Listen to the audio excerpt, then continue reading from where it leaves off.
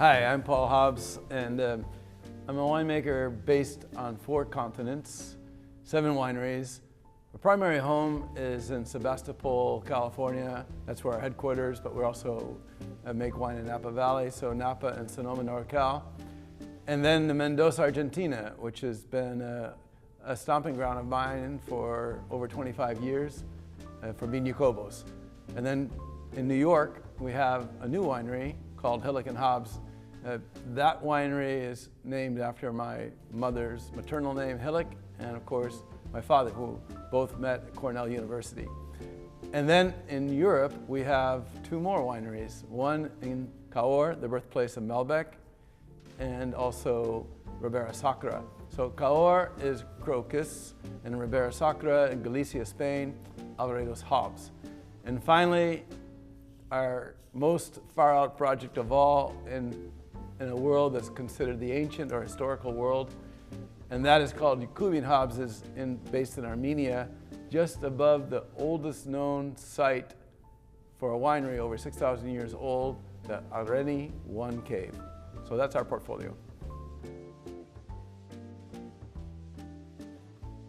So I am looking at 2 regions, Eastern and Eastern Europe. Can't really speak much about them at the moment, so I'll give you a general lay of the land. So in Eastern Europe, I'm looking at 2 particular places. I have worked considerably in Hungary as a consultant, making sticky or sweet wines, Azu wines and Six Petonios and Essencias. But also I am very seriously looking at doing something in Asia, and I'll just leave it at that. Let me start by saying I was born into a family of teetotalers on a farm in Niagara County, New York, second oldest of 11 children. At that time, we're talking January 1969, this is a pact that my father had made with my mother, but it's actually my mother drove this thing, and she said no alcoholic beverages to be served at the family table. That was something they agreed to. However, in this winter of 1969, my father appeared at the family table with Dixie cups filled with an orange yellow liquid, asked us to pass them around to all the members of the family, including my mother, and describe what we tasted. And well, basically, the first response came from my mom, and she said, "Ed, that's the best juice I've ever tasted." Little did we know at that particular moment that my father had gone up to a wine shop just outside of Buffalo and consulted with a wine expert there on how to put wine on the family table without his wife's radar detecting it.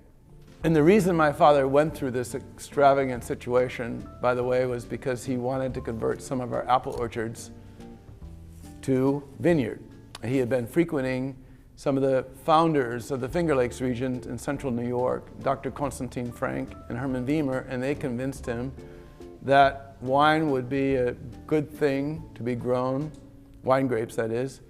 And so my father wanted me in particular, so what he had done was go up, he was advised to buy a bottle of Chateau Yquem, which is what he did. It's a 1962 Chateau Yquem.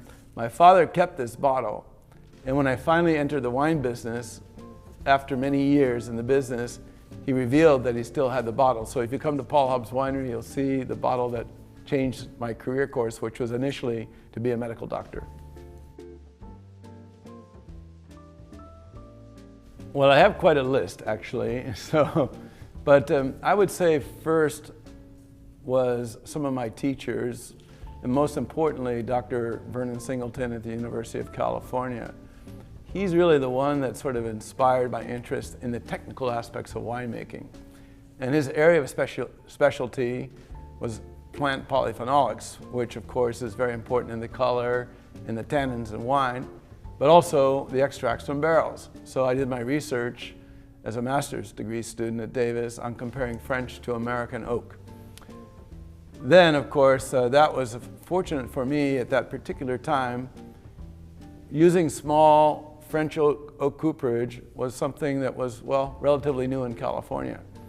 So I was fortunate for that reason because Mr. Mandavi thought that my research was interesting, and so he hired me as part of the team. And so Mr. Mandavi would certainly be another. And then the list grows from there. In terms of winemakers, I worked, of course, with Zalma Long.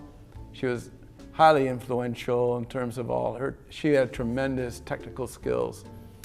In terms of business side, Nicholas Catena, my work with him in Argentina, I would say probably I learned more from him in the wine business aspect than perhaps any other individual. In sort of sophistication in wine history, I'd go to Warren Winiarski. So I know a number of these names are from the past. But in more modern times, I've been very influenced by some of my own colleagues. The most important thing I've learned from making wine is there's a rhythm to the process. But to make great wine requires attention to detail. But finally, I would think that intuition is perhaps the most important element of all in making wine. So with all the science, etc., and wine is made in the vineyard. So that's where I spend my time, mostly. One of the most interesting beverages that's non-alcoholic is tea. And I find a lot of parallels with teas from particularly Asia. So I'm infatuated with the tea ceremony, the Japanese tea ceremony, for example, and I actually have gone to Japan specifically to understand their approach, if you will, to how they view making tea. And some of it is ritualistic and that kind of thing. It's gone to that level, of course, but also Chinese teas are something exceptional. And so I have a very good conduit to bring, sometimes they're very aged teas as well, that are sold in bulk. And you can get them at 30-year-old teas and so on and so forth. And so almost every day during the workday, I'm drinking one of these kind of teas. And I learn from that and apply some of what I learned into the world of wine that I make.